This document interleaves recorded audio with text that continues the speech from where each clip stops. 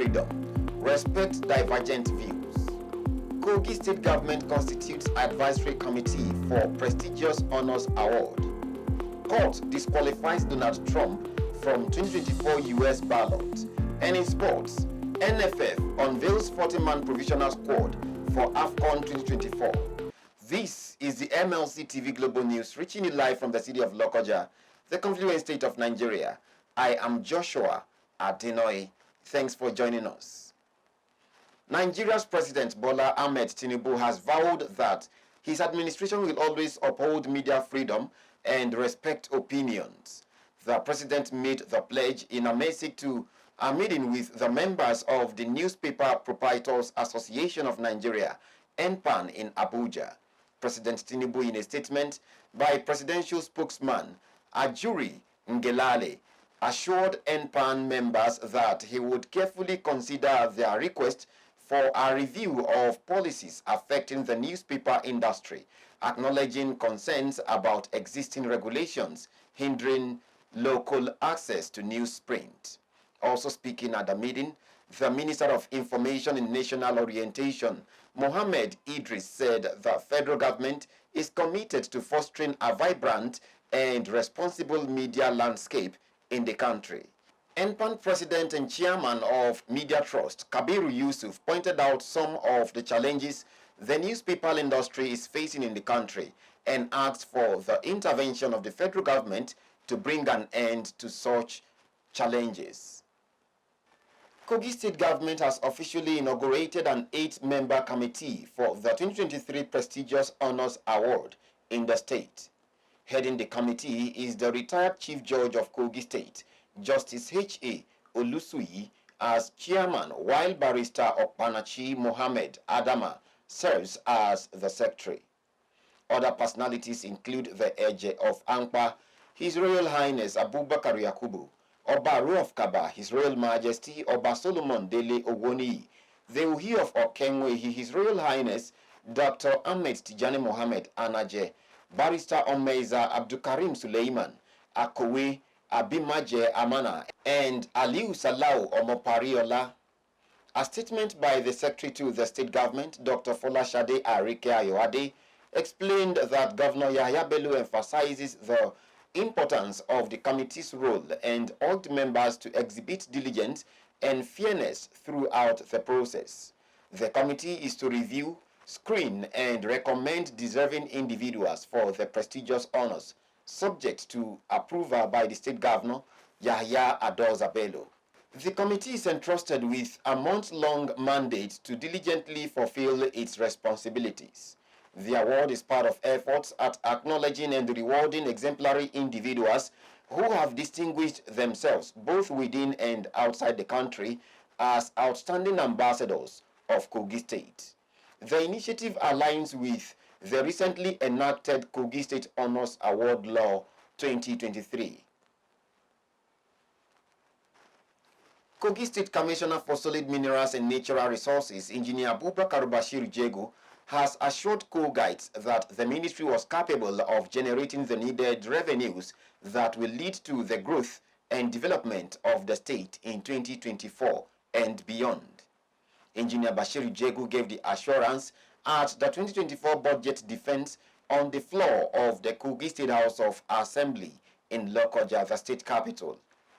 Represented by the Permanent Secretary of the Ministry, Dr. Anna Uja, the Commissioner said the Ministry has created 3 revenue items which include mining, milling, and quarrying fees, noting that the fees would generate tremendous amount of funds for the state government. Bashir Jegu, who pointed out that Kogi State has a lot of mineral resources hidden all over the state, appealed to the House to grant the Ministry approval for the collection of haulage fees, which has been taken over by KGIRS since 2022 till date, describing it as the major source of revenue for the ministry. The commissioner highlighted some challenges confronting the ministry to include lack of geological feed equipment and understaffing, especially the technical staff and security personnel. The House Committee Chairperson on Solid Minerals and Natural Resources, Ishaya Omotayo Adeleye, in her response, charged the ministry to put in more efforts in generating more revenues for the state and assured the ministry of the support of the House in carrying out their duties. She also commended the All Progressives Congress APC-led administration of Governor Yahya Bello, who has assured that all illegal minings in the state would be brought to an end. The Managing Director and Chief Executive Officer of Polaris Bank, Adekunle Sonola, has declared that the public confidence in Nigeria's legal system must be rebuilt to impact positively on the businesses and investments in the country. Sonola made the declaration as a keynote speaker at the Nigerian Bar Association NBA Lagos Branch 2023 yearly dinner in Lagos at the weekend. The MD, who spoke on the favorable investment and business environment through legal and policy reforms, said timely and efficient delivery of justice is imperative for fostering a conducive business environment and instilling confidence in the legal process. Suggesting ways forward, he said alternative dispute regulation (ADR) must be a critical part of the system, stressing that the legal system must be end-to-end automated as much as practicable, while suggesting that the legal system should be made accessible to all Nigerians regardless of their social class, age, or gender. Sonola warned that reforms must keep up with the dynamic economic and social environment. Governor Babajide Sanwo-Olu of Lagos State says the inauguration of Ikeja Overpass Bridge will boost businesses and reduce traffic in the Ikeja and Agege axis of the state. Sanwo-Olu, during the official inauguration of the Lagos Rail Mass Transit LRMT Red Line Ikeja Overpass Bridge, said that in 2002, President Ahmed Tinubu inaugurated Lamata, which had created a lot of infrastructure in Lagos State. Sanwo-Olu explained that his administration had been able to deliver life-enhancing transport infrastructure, which were making life easier for the average Lagos residents. The governor stressed that the Blue Line, which was operating over 50 trips daily, would increase to 72 or more trips in January 2024. Oyo State Governor Makinde has presented the staff of office and instrument of office to the new Soun of Ogbomoso, Oba Afolabi Gandhi Olaoye. Governor Makinde, during the ceremony at the Ogbomoso Township Stadium, noted that the presentations were done in line with his power as the governor of the state. He said the presentation signifies the official confirmation of the new monarch as the 21st Soun of Ogbomoso. Rivers State Governor Siminalayi Fubara has approved the sum of 100,000 naira as Christmas bonus for the state civil servants on the state payroll. The State Commissioner for Information, Warisenibo Joe Johnson, who confirmed the Christmas bonus to newsmen, stated that Governor Fubara gave the approval for the immediate implementation to enable civil servants to have a wonderful Yuletide celebration. The development comes as after President Bola Ahmed Tinubu brokered 8-point resolution to end the impasse between Governor Fubara and the current Minister of the Federal Capital Territory, Wike. Reacting after the crisis resolution deal, Fubara said there is no price too big to pay for peace to prevail. We go on a break now. We'll be right back.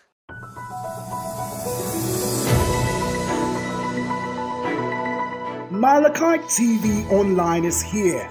For your timely and reliable news that reaches you fast with the breaking news, choose MLC TV. Get human interest stories right here on MLC TV with entertainment, sports, business, culture, tourism, and fashion news stories all featured on MLC TV. Not forgetting political and current affairs news, state and federal government and people's matters will be discussed regularly on MLC TV.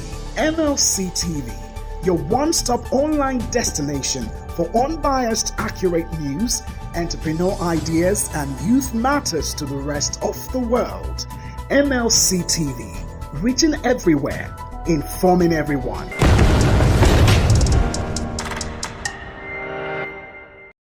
Welcome back. The publisher of the Nigerian Post, Abu Michael, has organized the 2023 edition of the organization's Agenda Setting Dialogue Conference in Kogi State.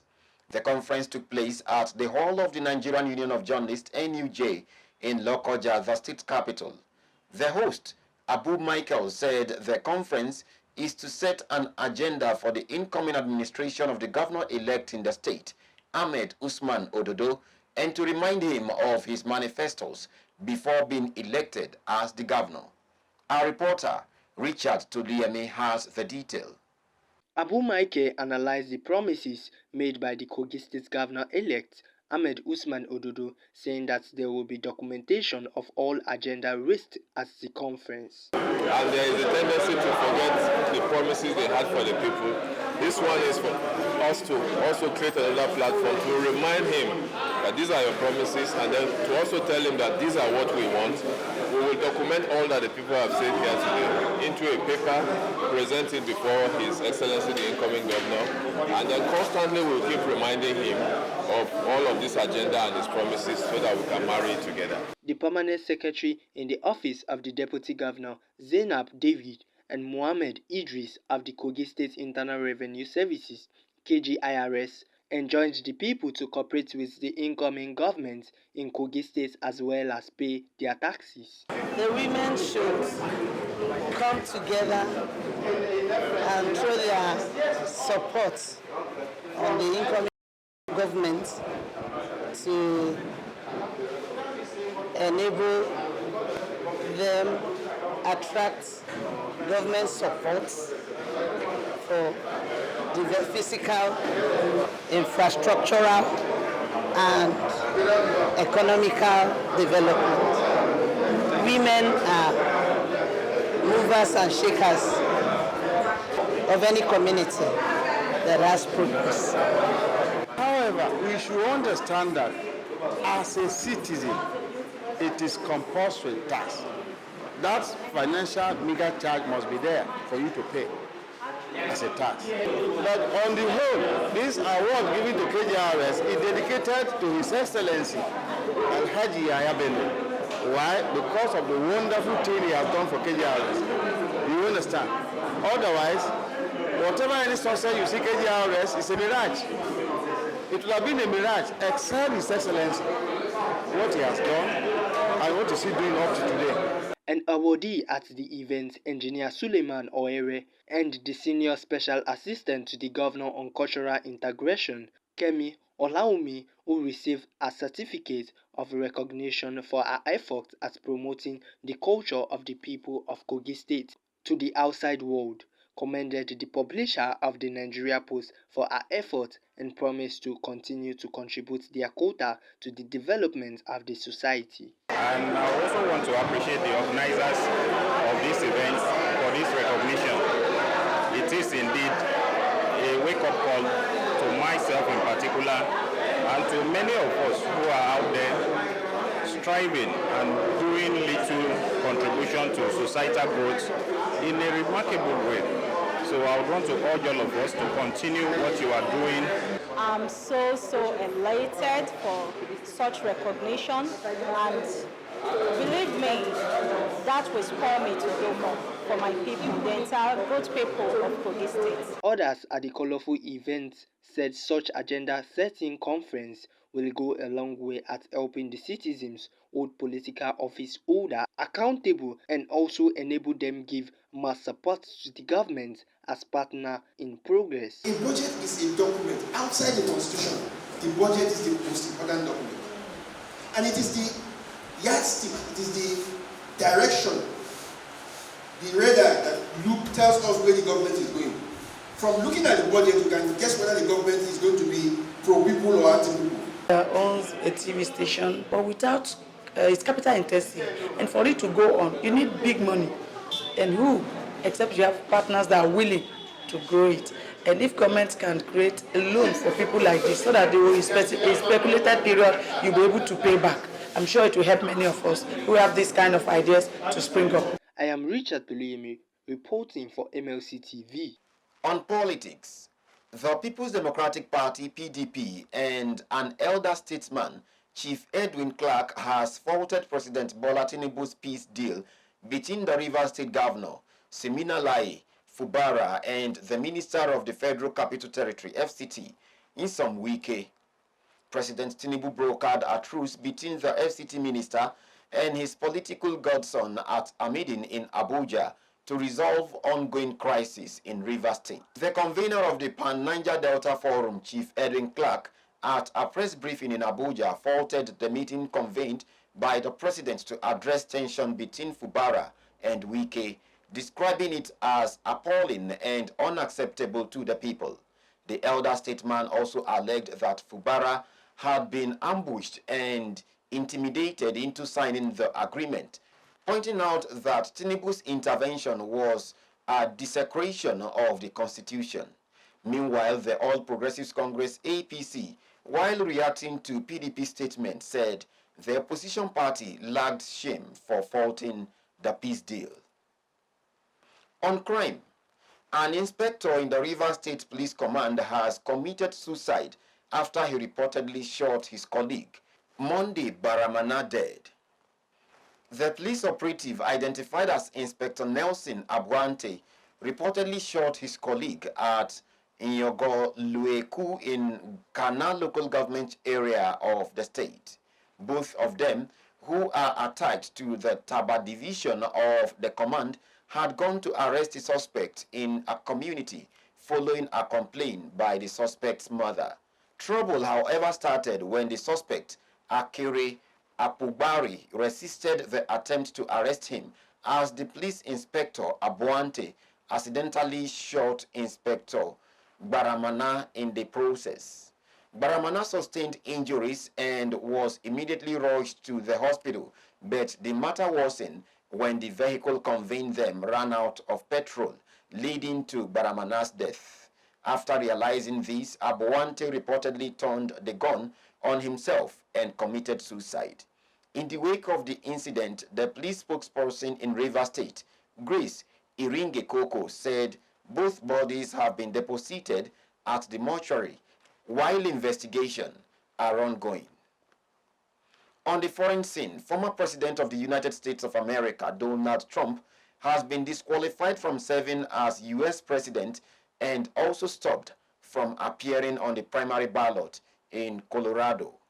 The state's top court ruled that the judgment was due to his role in the January 6, 2021 attack on the U.S. Capitol by his supporters. The historic 4-3 ruling by the Colorado Supreme Court, likely to be taken up by the U.S. Supreme Court, makes Trump the first presidential candidate deemed ineligible for the White House under a rarely used constitutional provision that bars officials who have engaged in insurrection or rebellion from holding office. The ruling applies only to Colorado's March 5th Republican primary, but it could affect Trump's status in the state for the November 5th general election. Donald Trump has vowed to appeal the ruling to the U.S. Supreme Court, and the Colorado court said it would delay the effect of its decision until at least January 4th, 2024 to allow for an appeal. Meanwhile, Trump's campaign team has described the court decision as undemocratic. At least 10 people have died in the floods after intense rainfall in southern India, weeks after a cyclone triggered intense flooding in the same area.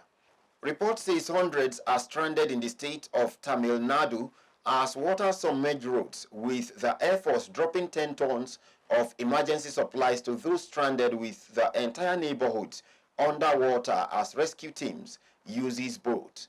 Tamil Nadu's Chief Secretary, Chief Das Mena, said at least 10 people had died and 12,600 people were forced to flee to safer areas. Next is sports. Let's join Jonah Malik.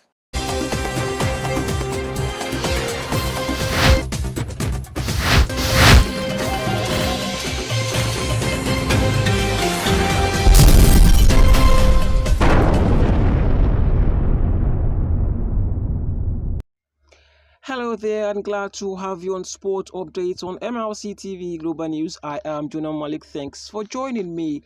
As the highly anticipated African Cup of Nations AFCON 2024 draws near in Cote d'Ivoire, the Nigerian Football Federation (NFF) has revealed a 40-man provisional squad for the Super Eagles. The lineup comprises of a mix of seasoned veterans and rising talents gearing up to proudly represent the nation in the prestigious tournament.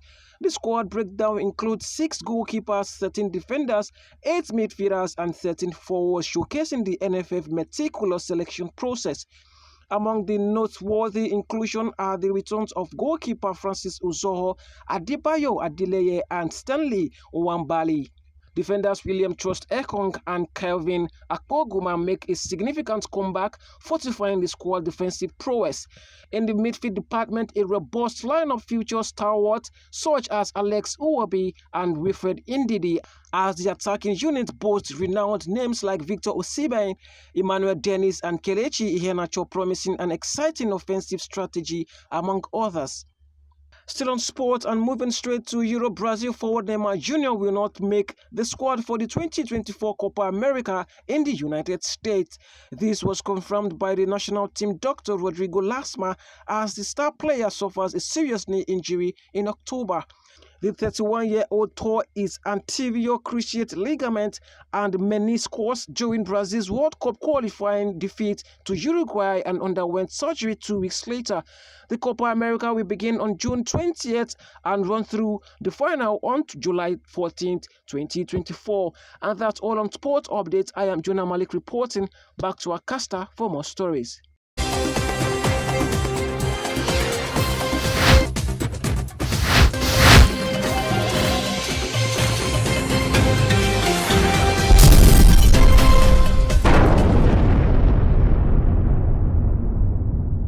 Thank you, Jonah.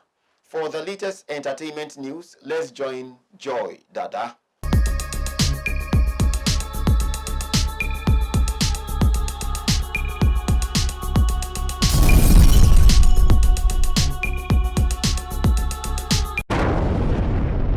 Welcome to the world of entertainment. I am Joy Dada. In Africa, popular Nigerian musician Ayodeji Ibrahim Balogun, professionally known as Wizkid, has spoken about the pain he's dealing with over the death of his mother, Dolapo Balogun.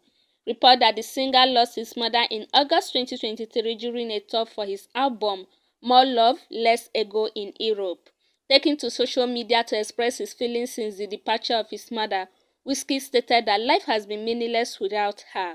The singer, in a post on his Instagram, urged his fans to work with God. And on foreign scene, American rapper Cardi B and her estranged husband, Offset, are set to battle for crowd as they are both scheduled to play competing gigs amid their ugly breakup. The former couple will both perform at the same time on New Year's Eve at the Fontainebleau Hotel in Miami. Cardi B will perform with DJ Griffin at the hotel's pool with tickets ranging from $5,000 up to $25,000. Offset will be at the hotel's Hot Club, LIV, with tickets ranging from $125 up to $15,000. The booking of their performances happening after their breakup. Report that the mother of two had last week during an Instagram live session announced her separation from Offset. Thanks for joining me. I am Joy Dada reporting for MLC TV.